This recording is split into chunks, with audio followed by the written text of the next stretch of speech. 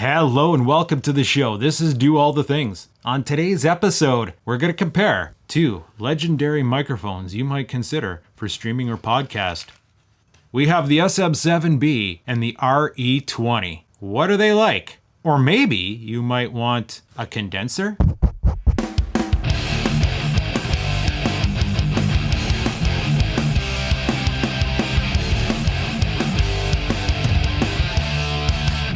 For the past week, I have been evaluating microphones to find out which one I would like better for said applications, streaming, podcasting, stuff like that. I actually just made a video about an MV7 by Shure, and it sucked because of handling noise. No handling noise here, but you know what is guilty of handling noise? Well, even this condenser is better than that thing. Now, if you've been following the comedy, you hear me clearly, typically, but I don't have any of these guys sitting in front of me. I'm being captured by a condenser mic sitting right over here. Weird angle, but okay.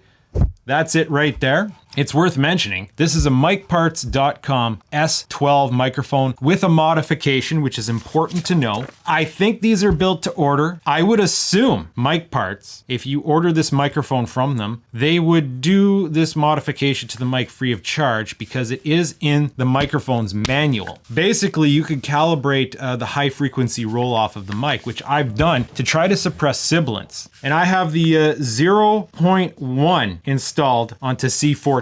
So if you like the sound of this mic and want to consider something like that, it's the MicParts S12 with 0.01 on C14. Now this is using the same capsule or a duplicate of the capsule from the legendary AKG C12, but it uses one of their proprietary in-house transformerless preamp designs, and that it's an amazing preamp. Like, yeah. You can't go wrong. You might have options to pick different S-style microphones that have that same preamp, but different capsules to get you different frequency responses. Now, why you would want a condenser is for far field pickup. Like, I could just sit here at the desk and you can hear me clearly, like I'm right up in a mic. And yeah, these mics can't do that. If you want that, you don't want this, because these kind of mics, once they start to get a certain distance away, they're gonna thin out and you're not gonna get the full sound out of them. So depending on what you're doing, maybe you're a VTuber and you need to like have the mic away from you, that might be the option. The only problem with these guys is because they're so sensitive, they're gonna pick up more of the room. So you need a good sounding room. If you have any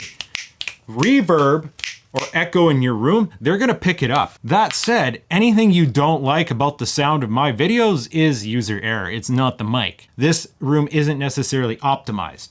Now, microphones like this, you can get closer in. That causes a lot of rejection. That is background noise rejection. So you don't hear as much of the room. And you also get a full sound the closer you can get. Now, these things also, if I bring it down, maybe about here, hey, you're gonna get a real full sound too. Like, a good condenser is a good sounding mic, but key term, good condenser. Cheap condenser mics suck. They're gonna have exaggerated high end. They're not a good time. I don't even bother. That said, if we compare prices, this is $597 US. This thing's $539 Canadian. In the US, I don't know, $450, $400? I don't know. I've never priced one out in the US. However, in order to get the best out of these mics, as you're gonna see, you probably need to use something like this. For example, if you listen carefully to the background noise I'm getting with this mic channel, you're gonna hear a hiss. But if you listen to the background noise of this mic channel, you're not gonna hear a hiss. That's because this puts out a stronger signal, and on my interface, I don't have to turn up the knob as much. This particular Zoom interface has a sweet spot. If you exceed 6, you start to hear the preamp noise, the hiss of the preamp. All preamps do that, some are better than others. This is actually one of the better, quieter preamps I've worked with recently. Live sound preamps aren't gonna be that good. Cheap mixer boards aren't gonna be that good. Cheap interfaces, same effect. When you have a boost built onto the mic, you can keep that knob down. We're setting a baseline here so you understand what you're hearing when we do these tests. And then that's basically where these guys come in. You plug these things into the microphone, you attach phantom power, they have preamps built into them that will boost the output of the mic to pretty much what a condenser is going to be. Let me bring in one of these mics again. In order to get this mic to put out the same amount of output that mic is, which is far away from me, I have to crank up the gain to 7. And once I hit that threshold, you're picking up that hiss in the background. Now that we've established those fundamentals, let's actually compare these two microphones in a near field application. Hey, all right, this is the SM7B. This is the RE20. This is the SM7B. This is the RE20. The quick brown fox jumps over the lazy dog. The quick brown fox jumps over the lazy dog. We should probably say those exactly the same. We should probably say that exactly the same. Are you copying me? Are you copying me? Stop copying me. Stop copying me. Jinx, jinx, punch buggy, you owe me a Pepsi. You owe me a Coke. Wait, what? I gotta turn down the RE20 so I can monitor just this microphone. Now, some features I've noticed about this microphone is it's not as sensitive as the RE20. As such, it has slightly better background noise rejection. So whatever's going on in the room doesn't kind of reverberate into the mic quite as badly. Also, it's got that flat, smooth, warm tone everybody likes. And one of the best parts about it, I feel this is like one of the biggest selling points. Assuming you can get any of these mics to do what you need it to do, I think one of the things that makes this mic the most legendary is its lack of handling noise.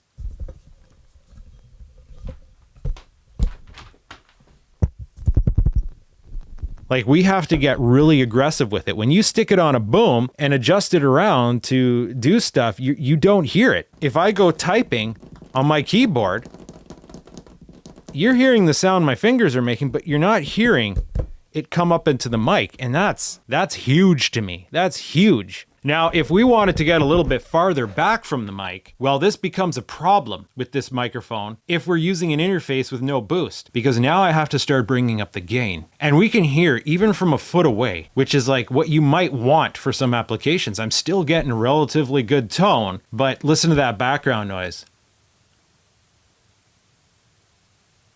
So now let's try the RE20. So the RE20 is set to the same 7 points of gain. And one thing you're going to notice is it's a bit louder, a bit more pickup. It's actually slightly farther away from me than it was the other time. Something I'm noticing, it is more sibilance and it has more presence. Now, that is something important to consider, the presence of a mic. I noticed with the SM7B in its stock mode, right? Because that's another thing you have to consider. It got lost in the mix a little bit. And what I mean by that is if you were playing over a game and talking over a gain, you're not cutting through as much. It's just your intelligibility of what you're saying might not be there. This thing overcomes that. The other thing is, I find, and what makes this mic magical, is even at that same gain setting, I can start moving it farther away. Like it's a foot now, and I don't have to increase the gain. It still sounds relatively full. If I do give the gain a boost to 8, like what the other mic was doing, well, there's that background noise again.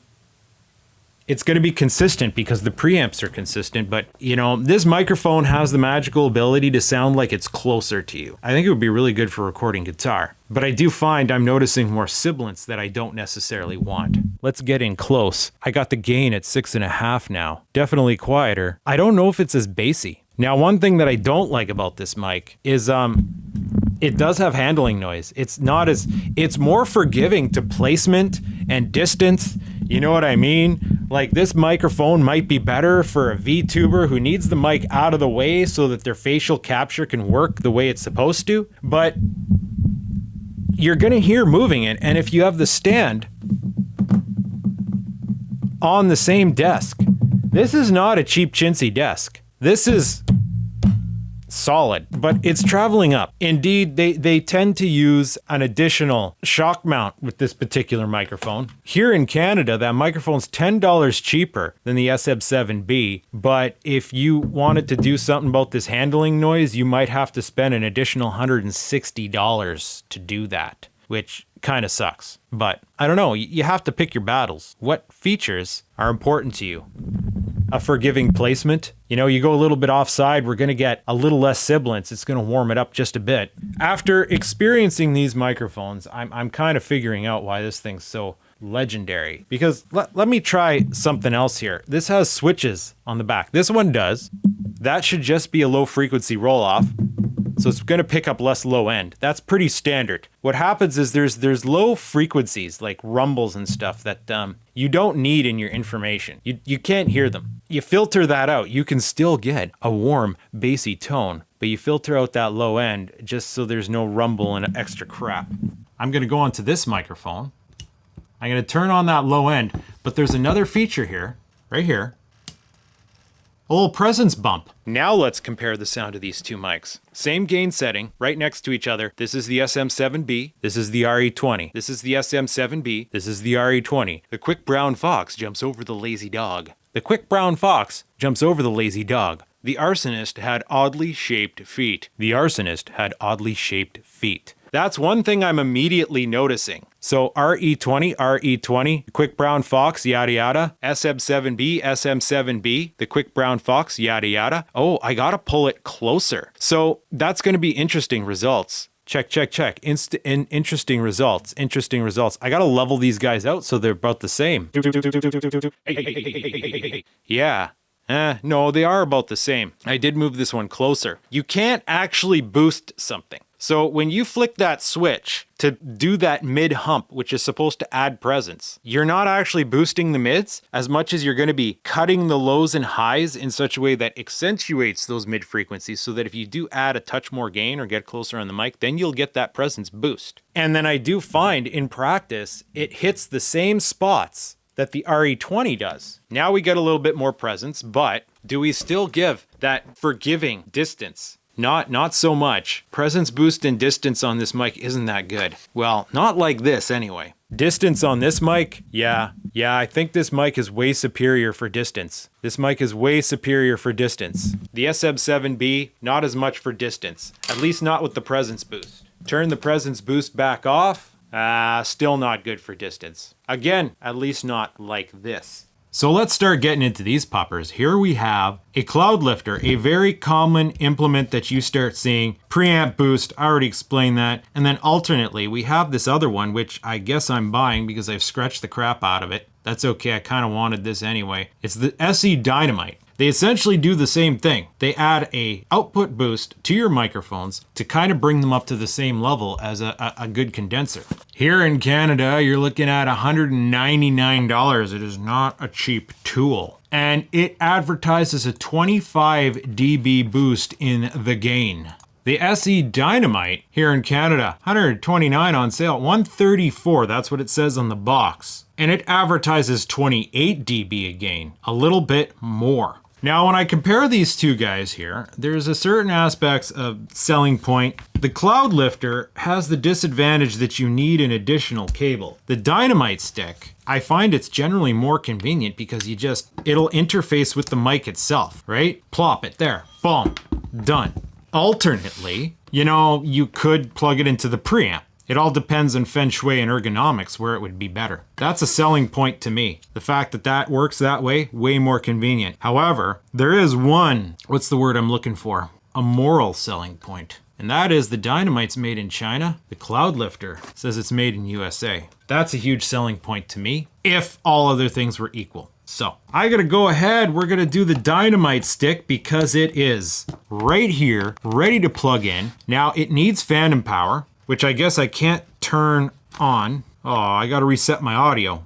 Okay, so now we have the Dynamite stick on the SM7B. Gain is down to 5, which is the same that I use on the condenser mic. It's not as hot as the condenser mic. That still puts out more. To get the levels to match that of the condenser mic, this thing's sitting closer to me. But however, it is sitting like a foot away from me. So in that circumstance in which we might want a farther microphone, well, now it's a huge difference. And then listen to the background noise. It's normal now. I can hear a little bit of the room, but I no longer hear a potent hiss. And if we get up right on it now, right on it, quiet. Between the lack of handling noise, that preamp boost, oh boy, this is sweet. This is quite Sweet. All right, now we've gone and Honkai Star Railed the Dynamite stick onto the RE20. Even though it sticks out the back so far, it's not really intrusive with this particular thing. Look at that. I just got this thing all over the place, and it's just good at picking up. This is like 2 feet away here. That's one thing you notice about the RE20. It has so much more gain. Like normally, once we stick the preamp on it, that extra gain gets exaggerated and you know, like that thing multiplies it. So even from like 2 feet away, I feel like I'm still getting a good sound. How full is it? How much bass? I don't know, because my headphones, well, I'm hearing the voice of my voice, but this is at gain 5. Boom, it's all the way there. Let's bring it down to gain 4. Gain 4. This is more than near field. So yeah. So I guess we got the RE20 with the Dynamite stick. So let's compare the two, shall we? This is the SM7B with the Dynamite stick. We'll stick it back to 5 and have it just like a little bit away. This is the RE20 with the Dynamite stick. No, we need to get farther away. So we're going to go for distance here. This is the SM7B, gain halfway, a little bit farther away with the Dynamite stick. SM7B, not close with the Dynamite stick. This is the RE20 with the Dynamite stick. SM7B, not close with the Dynamite stick. This is the RE20 with the Dynamite stick. The quick box. The quick box. This is the RE20 with the Dynamite stick. The quick box gets away from the lazy cat. The quick box gets away from the lazy cat. The quick box gets away from the lazy cat. The quick box gets away from the lazy cat. The arsonist was missing his back teeth. And here we are again, the arsonist, talking about his teeth, not his feet. The arsonist was missing his back teeth. And here we are again, talking about the arsonist and his feet. This microphone's very forward, it's very in your face. I didn't have the presence boost on this one. How many sound samples do I need to do here, buds? Now I turned down the gain and I brought it in closer. This is the RE20, closer with the Dynamite stick. This is the SM7B, closer with the Dynamite stick. This is the RE20, closer with the Dynamite stick. This is the SM7B, closer with the Dynamite stick. This is the RE20, closer with the Dynamite stick. This is the SM7B, closer with the Dynamite stick. The quick box gets away from the lazy cat. The quick box gets away from the lazy cat. The quick box gets away from the lazy cat. The quick box gets away from the lazy cat. The arsonist had oddly shaped teeth. The arsonist was missing his back teeth. Yeah, I mean you. I'm tired of hearing about the arsonist and his friggin' teeth. And his feet too, for that matter. Now, one advantage that you would have with the Dynamite stick is having it that close to the mic avoids any possibility of it picking up interference caused by the cable, because if something was going wrong with the cable and connection, that's going to get amplified. Sonically, is there a difference? I don't know. However, I am a foot away from the mic right now with the gain set to 5. And it's a foot away, and I feel like I'm getting some pretty good far pickup, some pretty decent far pickup. Snapping on that presence boost real quick. Maybe it does offer a little bit more of that RE20 magic. You know, presence boost plus a CloudLifter. We can kind of get off of it here. Kind of just go back a bit. Up close. Oh, it dropped out. Going down to gain 4. I got better results up close. So up close, where do we got to hit that sweet spot? 4.5. So yeah, you can feel the difference in the gain between these things. Suddenly thinking about how I should mix this. If I'm going to want to be like putting compression. I have like a general limiter on here, but that's on everything. And then I have a bit of a low end roll off. That's all I have dialed into the interface. So yeah, CloudLifter with the SM7B. Apparently a classic combination. Okay, now we have the CloudLifter with the RE20, and of course, because the RE20 has so much more gain, I can get pretty far back from it. I still feel like it's going to be thinning out. I got to bring it up here. Yeah, get that level down. So this is almost 4.5, almost 4.5. Definitely need less gain with the RE20. Let's compare them. Back up to distance.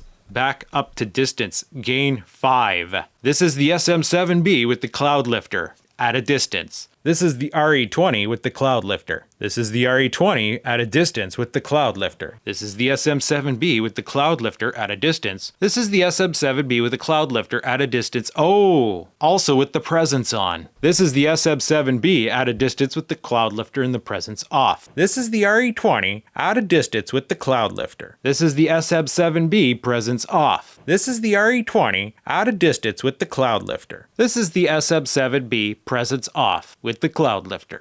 The quick brown box runs after the lazy frog. Quick brown box jumped over the lazy cat. The quick brown box runs away from the lazy cat. The quick brown box jumped away from the lazy cat. The quick brown box, it's a brown box now, and that cat, it wants to sit, it wants to fit, but the box got away. No presents, by the way. The quick brown box doesn't want to have anything to do with that lazy cat. So if we want to come in close, turning the gain down to 4, turning the gain, it is touchy, man. It is touchy. Trying to get those levels where we want, even at a distance, I'm not even sure. I'm not even sure what we're seeing here, bud. Touchy, touchy mic. A lot more sibilant. A lot more brighter. A lot more cut. This would cut through a mix. This is the RE20 with the CloudLifter up close. This is the RE20 with the CloudLifter up close. This is the RE20 with the CloudLifter up close. The quick brown box jumped over the lazy cat. The quick brown box jumped over the lazy plat. First time with your new sentence, bud? Come on now. I think you can do better than that. I really think you can. Maybe, just maybe, we can do a little bit of ASMR. Are you creeped out yet? Oh boy. Handling noise though. I think that's what's going to detract me from this. All else considered equal, I like quiet. I like that elite quiet. Let us for a moment focus on that which is the SM7B. The roll-off's on, but I don't have the presence mod. We're about 2/5 away from it. And it has the CloudLifter on it right now set to 5 on the gain. So we want to directly compare these two preamps. So without gain normalizing it, I've put the Dynamite stick midline, just like we did with the CloudLifter. Same gain setting, 5. Still 2/5 away. This is the SM7B with the Dynamite stick. This is the SM7B with the CloudLifter. This is the SM7B with the Dynamite stick. The quick blah blah blah blah blah blah blah. This is the SM7B with the Dynamite stick. The quick brown box jumps over that cat. The quick brown box jumps over the lazy cat. That cat just can't get that box. Is that an Amazon? What? Is that an Amazon box? Or are you just happy to see me? What?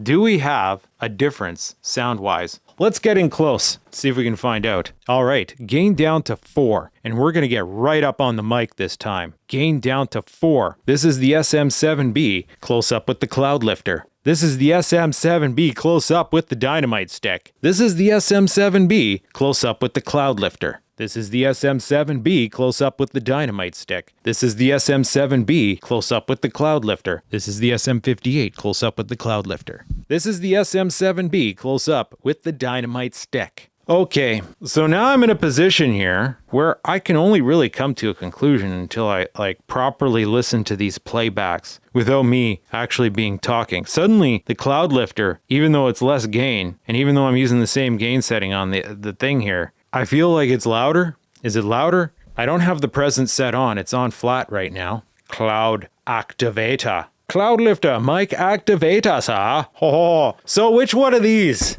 I don't know. I gotta go listen. Flatter, has a presence boost, excellent rejection. Honestly, I feel like this mic is overall more flexible. Like if you were a guy who was into sound and was into music, I think this would be like a little Swiss Army knife because of its forgiving mic placement. The fact that it has just a little bit more presence for a mix. This guy, flatter sound, it does have the presence boost, but that ends up losing a bit of level. Little less forgiving to position. Like if you get farther away, it's not as good. But the noise rejection is epic. I love the noise rejection. I love the fact that I can handle this and it doesn't pick up like that thing. That's kind of what I want. As for these guys right here, I don't know. Unless in my playback, I hear a significant difference between them. I'm leaning towards this one just out of the convenience and the fact that it is a touch cheaper. And I think it friggin' looks cool too. And I've scuffed it up, so it'd be a dick move to go and give it back to them like that. I plan on buying one of those boosters anyway. So I don't know what to tell you, buds. This has been a bit of a trip. There is one other wild card I'll throw into the mix for consideration.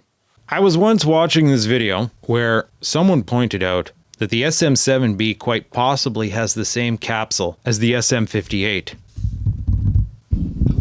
This is known to be a vocal microphone, which is funny because it does have handling noise, but it's not as bad as some options. You're supposed to be able to hold it and sing in it. You're supposed to be able to get close up and personal in it. There's a little bit of pop noise. This dome's damaged. It's missing its pop filter. We'll just go ahead and stuff one of these puppers on there, right? To my ears, and in some of the testing that I did, it does sound very similar to the SM7B. Like, I can see this being a viable alternative. If you want that SMB7 sound, you don't want to necessarily have to, you don't mind the handling noise. Unfortunately, it's too light for one of these stands. You would need a different stand, or you'd have to weigh it down. Now, I am using the CloudLifter. That's the wild card here. I'm finding these dynamic microphones become a lot more potent and useful with one of these boosters. So if you got yourself some zap straps and zap this up to the stand, it would give you enough weight to hold this down properly. And then boom. This is the close setting, by the way. So maybe we'll throw this into the mix. This is the SM58 close up with the CloudLifter. This is the SM58 close up with the CloudLifter. Let's bring it back a bit. Still some pretty good pickup. I feel like it's brighter, at least what I'm hearing here. Gain set to 5, CloudLifter, bada bing, bada boom. Slap the Dynamite stick on there. Oh, Dynamite stick has way more gain. Way more gain. Am I hearing more bass too? I had to pull it back there. Maybe that'll give us a little bit more signal to noise ratio here, bud. How do I have to gain 4.5? 2 fists from my face. This is what we're getting. 2 fists from my face with the SM58. If you were on a budget, you could consider the SM58. And I did try it with this guy. Adds just enough weight to maybe, it still wants to go up a bit, but you know, gotta compensate somehow. So here we have the SM58 for reference in case you're curious about what it could offer if it can compete with the SM7B, and yeah, it might be able to on a budget. So that's something to think about. But I'm not sure what else to do here today, buds. I hope you enjoyed this. If you did, stay tuned to find out what I do next.